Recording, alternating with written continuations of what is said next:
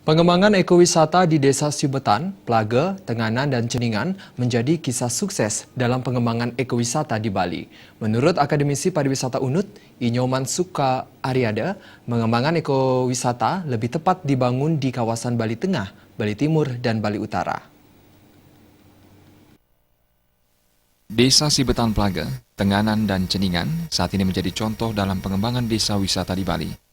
Di keempat desa itu, partisipasi masyarakat sangat kental dan unsur konservasi lingkungan dijalankan dengan baik yang pada akhirnya bermuara pada faktor ekonomis bagi masyarakat sekitar.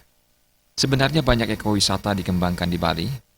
Pengembangan ekowisata ini dapat dibagi dalam 3 tipe yang kerap disebut Training Tree, yaitu ekowisata bertipe investor, tipe pemerintah, dan tipe masyarakat.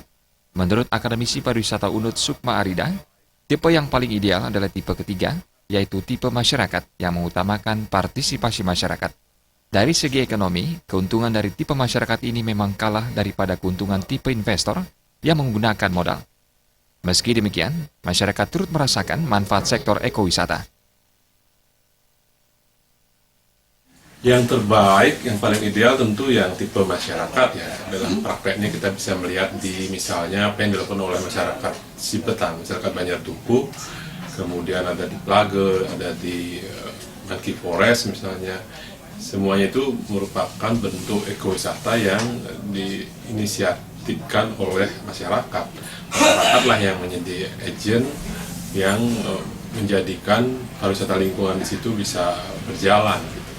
Tetapi kalau dilihat dari sisi keuntungan, memang tipe yang investor yang paling mendatangkan keuntungan terbesar.